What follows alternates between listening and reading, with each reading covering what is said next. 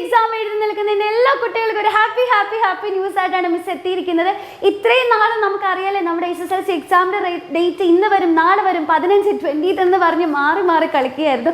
പക്ഷേ ഇന്നത്തോട് കൂടിയിട്ട് നമ്മുടെ ബഹുമാനപ്പെട്ട വിദ്യാഭ്യാസ മന്ത്രി വി ശിവൻകുട്ടി സാർ അറിയിച്ചിരിക്കുകയാണ്, SSLC എക്സാം എഴുതി നിൽക്കുന്ന എല്ലാ മക്കളുടെയും റിസൾട്ട് എന്ന് പറയുന്നത് May 20 തന്നെ പബ്ലിഷ് ചെയ്യും.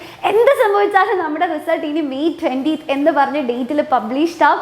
അതായത് ഇനി 5 ദിവസം മാത്രമാണ് നമ്മുടെ റിസൾട്ട് നമ്മുടെ കയ്യിലേക്ക് കിട്ടാൻ ബാക്കിയുള്ളത്. അപ്പോൾ ഈ ഒരു ന്യൂസ് കേട്ടിട്ട് എൻ്റെ കുട്ടികൾ ആരും പേടിക്കേണ്ട ആവശ്യമില്ല. കാരണം എക്സാമിനൊപ്പം ചേർന്നതിന് എൻ്റെ കുട്ടികൾ എല്ലാവരും നന്നായി തന്നെ എക്സാം എഴുതിയവരാണ്. നിങ്ങളുടെ ബെസ്റ്റ് നിങ്ങൾ തന്നതാണ്. അപ്പോൾ അങ്ങനെയുള്ള മക്കൾക്ക് ബെസ്റ്റ് ആയിട്ടുള്ള റിസൾട്ട് തന്നെയായിരിക്കും കിട്ടുന്നുണ്ടാവുക.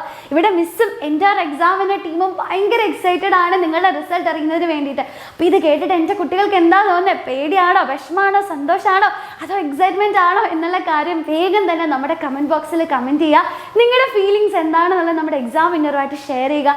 എന്ത് തന്നെയായാലും നമ്മൾ എക്സാം വിന്നർ ഫാമിലി നിങ്ങളുടെ ഒപ്പം ഉണ്ടെന്നുള്ള കാര്യം ആരും മറക്കരുത്. അതേപോലെ തന്നെ അപ്പോൾ ഒഫീഷ്യലി +1 കയറുകയാണല്ലേ. അപ്പോൾ എൻ്റെ കുട്ടികളൊക്കെ നമ്മുടെ എക്സാം വിന്നർ +1 ചാനൽ സബ്സ്ക്രൈബ് ചെയ്യാനായിട്ട് മറക്കണ്ട. ഈ വീഡിയോ കാണുന്നതിൻ്റെ എല്ലാ കുട്ടികളും നമ്മുടെ +1 ചാനൽ സബ്സ്ക്രൈബ് ചെയ്യണം.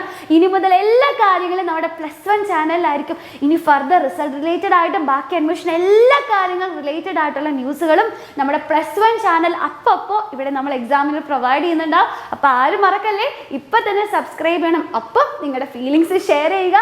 അപ്പം എല്ലാവർക്കും വേണ്ടിയിട്ട് നമ്മൾ എൻറ്റയർ എക്സാം വിന്നർ ഫാമിലി ഇവിടെ പ്രേ ചെയ്യുന്നുണ്ട്. നമ്മുടെ എല്ലാവരുടെയും പ്രാർത്ഥന നിങ്ങളുടെ ഒപ്പം ഉണ്ട്. നല്ല റിസൾട്ട് തന്നെ നേടാൻ എൻ്റെ എല്ലാ കുട്ടികൾക്കും പറ്റട്ടെ എന്ന് പ്രാർത്ഥിക്കുകയാണ്. And all the best.